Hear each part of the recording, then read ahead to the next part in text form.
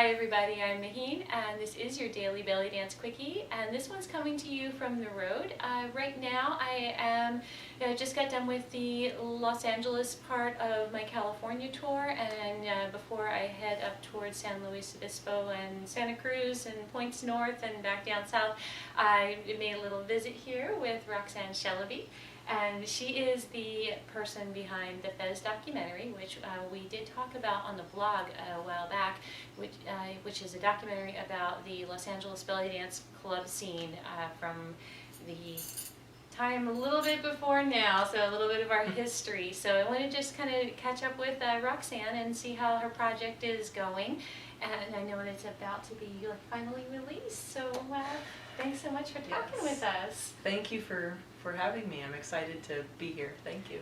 So I wanted to find out, the last time when we did an interview on the blog, we talked a lot about what the dance scene was like and how it was so different back then than it is now, which was like really a neat thing to hear, because for dancers coming in this generation, we only know the scene that we have now, so it was really fascinating and a little depressing, I have to admit, to see how glamorous and wonderful it used to be. But so I'm wondering what made you kind of like jump? What made you just decide that now is the time to make this documentary? Because this is something that you grew up with, and of course you've known about this stuff for a long time. So what was the thing that kind of like pushed you to just do it? So this project has had quite a few jump off points and a few stalls as well along the road.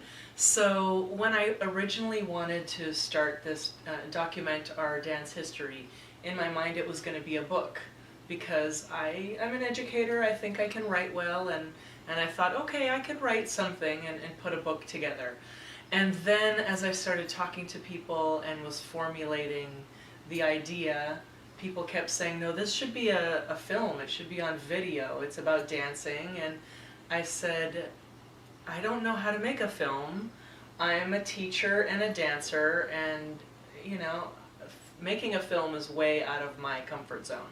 So I sat down and cried for a little while, and then I put it off for a little longer, because the idea of raising money, of making a film, which was something completely out of my comfort zone, was scary. So really along the way, a lot of divine things started happening, and things started lining up and pushing me towards making this film. So did you have were you like finding resources within the dance community itself that kind of helped you with some of the aspects of production that you weren't familiar with? Absolutely, and actually it was a dancer friend of mine who was not in the belly dance world, but who is the director of an Afro-Brazilian dance company here in Los Angeles, and a really good friend of mine. And she was having a fundraiser for her dance company, and I am a big supporter of them, so I was there for their fundraiser, and I bought a raffle ticket, and I won what I never win things, so it was really a funny sort of coincidence. It was late, it was at night, it was outside, so I got called up and I handed an envelope, here's your prize for the raffle, and I didn't know what it was, and I'm trying to read it in the dark, and it turned out to be a few sessions with a life coach, which I thought, okay, I could probably use a life coach, and let's see what this is about.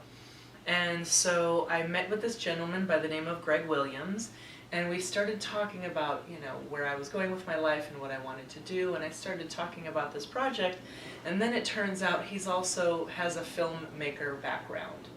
And it was working with him that really got this project out of my brain and into reality. Wow. And he put me in touch with some people, and we just started, and like I said, I don't know anything about making a documentary film, so I learned a lot of things along the way. I learned I made quite a few mistakes along the way, which have set me back in getting this project done. I don't think any project really is like a linear path, though. Right. I think that it's always like that. And I also think that one of the things is I talk to other dancers about the projects that they're doing, and oftentimes, most of the times, the project that they're taking on that is like kind of like a little aside from their usual territory of teaching, performing, dancing, and all of these things. It's things kind of ancillary to belly dance. That the more that they kind of open up and talk about what they want to do, the more that they realize that there's resources out there that can help them. So it's life's funny like that. Yes. So as you were doing this project, like I said, you knew all of these things, growing up, and you lived through this era, and a lot of these people are people that you've known through your life. But what were some of the things that in the process of interviewing and researching and all of these things, what were some of the things that actually surprised you? One of the surprises along the way for me has been the bringing together of many of these people that belonged to this time in history, who've all gone their separate ways and gone different directions, and many of them haven't seen each other in 50 years. Oh, wow. So there has been a coming together of that group of people, and then sort of, around them in our dance community that have really come together as a result of this project, which for me is really touching, and it's something that is very appropriate because that's what the Fez was all about, and that was what that time was about, bringing people together, sharing the culture, the dance, the music, and really being a community. So the fact that almost 60 years later, this project is helping that come back around has been really beautiful. That's a really wonderful thing, because you set out to document something that was perceived as gone, right? And to bring this back, because there's a lot of dancers from this generation who oftentimes have never really worked with some older trained musicians in that kind of a setting. Even I live in Phoenix and I have access to some, but it gets fewer and fewer as time goes on, and it seems like it's almost like there's a diaspora effect where they've all scattered, and that's a very good point. So, and I think a lot of them, at least some of the older musicians that I've talked to and known, feel very isolated when they used to feel like they were amongst many of people who are like them and working with them all the time, and now they're like wandering alone in this wilderness of entertainment. That's very true. And where we used to be together and a community working together as dancers and musicians and the community members, it has become very, very separate.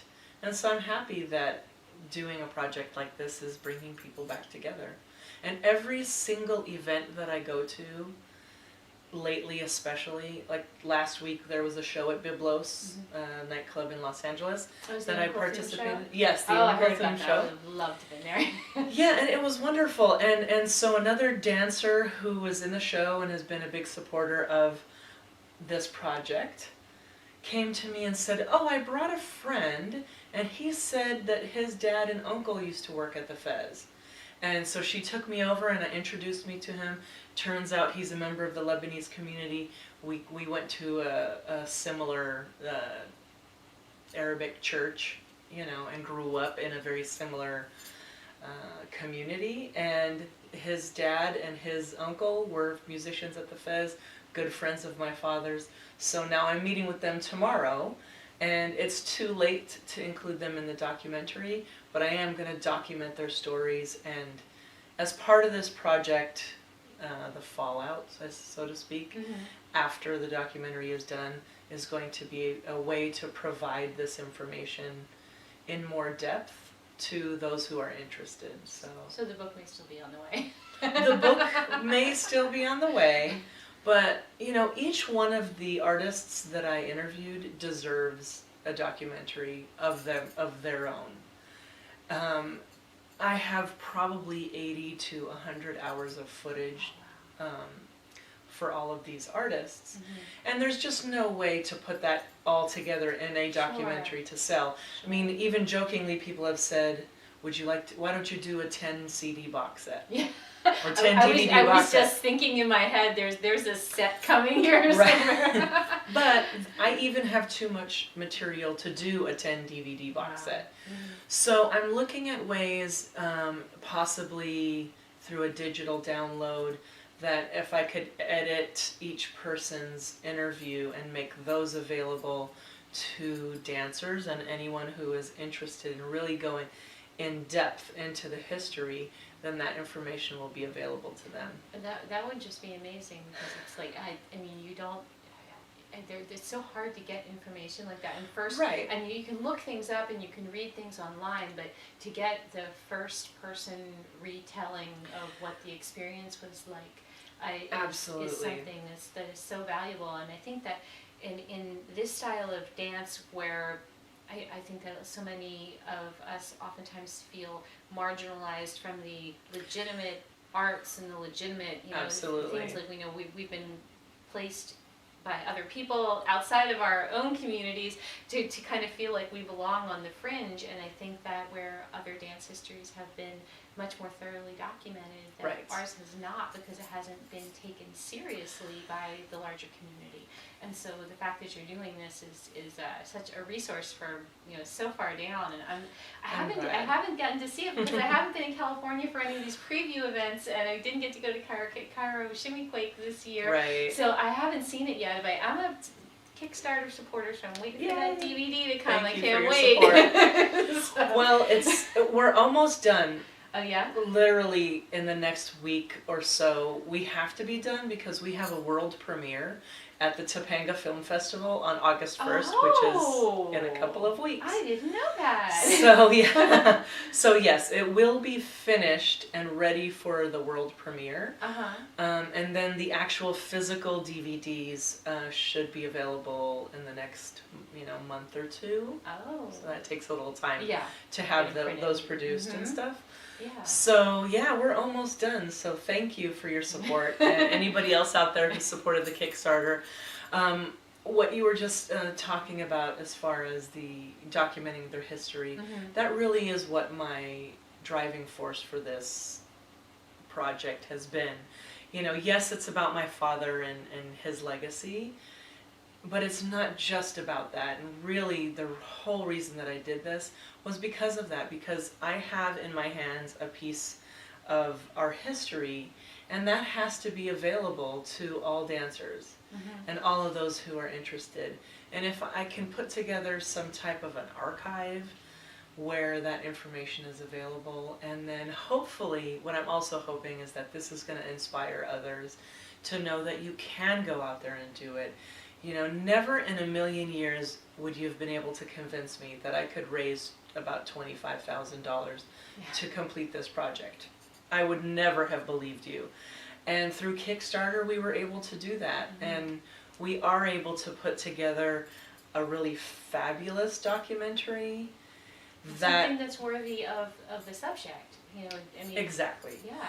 And that is also going to go around on the film festival circuit, which I believe, and I'm not positive, but I believe might be the first film about our dance form to do so, and possibly have some distribution on a wider scale that's going to be able to open up our dance form to a whole new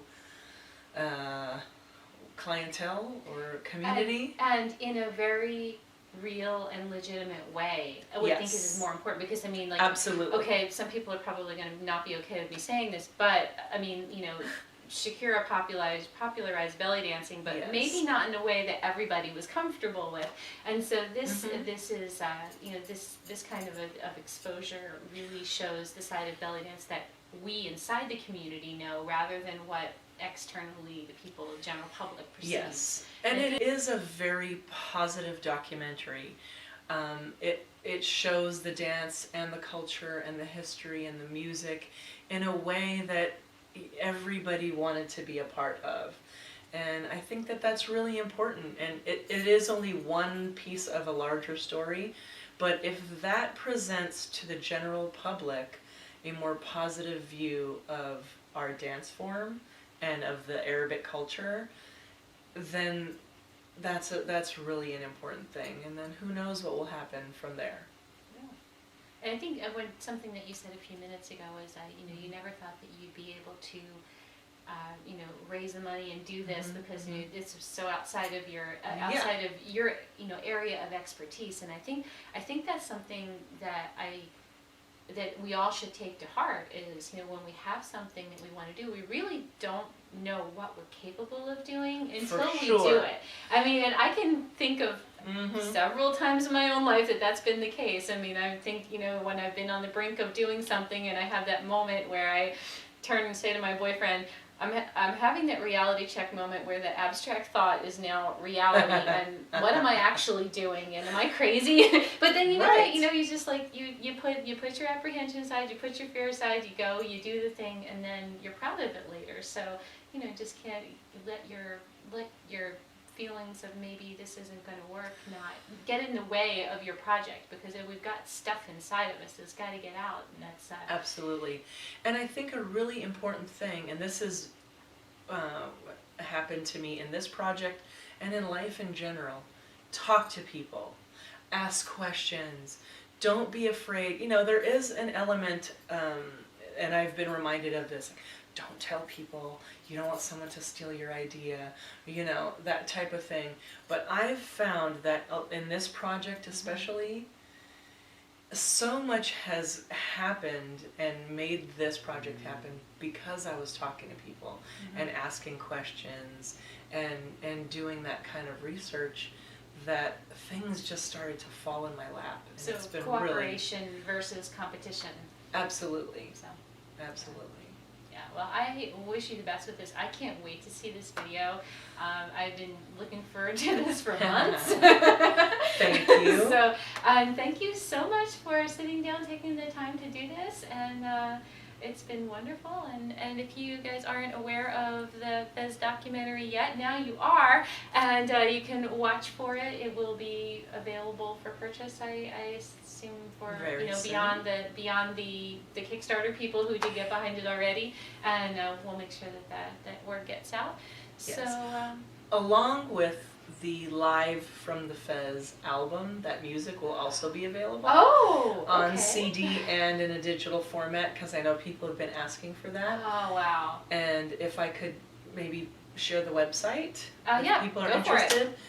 You can get more information, and soon we'll have an online store where you can purchase the DVD of the documentary as well as the music at www.thefezdoc.com. That's THEFEZDOC. And thank you so much for all the hard work you're doing in promoting our dance form and taking it to another level. So it's a lot of work, and it's much appreciated. Thank you. I mean, if you have told me 5 years ago that this is what I would be doing, I'd have told you were crazy. And again, we don't know what we're capable of doing until we do it. So I think that we just always have to just follow our heart and talk to people and be open about the projects that we want to do and put it out there in the world. So, and I think yours is an excellent example of that. So thank you. Thank you. And so, everybody out there, let's see, I'm now about to leave Roxanne's house and head north up the coast to San Luis Obispo, then Santa Cruz, Bay Area, Arcata, Sacramento, Bakersfield, Riverside, and then I'm going to go home for a little while, and then I will be back out on the road to Philadelphia, New York City, and Western Massachusetts in August. So lots of places to go, and if you told me I was doing any of this a couple of years ago, I'd have told you were nuts, but it's happening, so here we go. So if you are not familiar with the Daily Bellydance Quickies and you just stumbled upon this video, then please go check a link in the box down there, because it's a little bit of belly dance every day. Not usually a long interview, but usually shorter things and other kind of things like that. So why don't you try it out? It's free. Have a wonderful week, and I'll see you all next time. Bye-bye. Bye.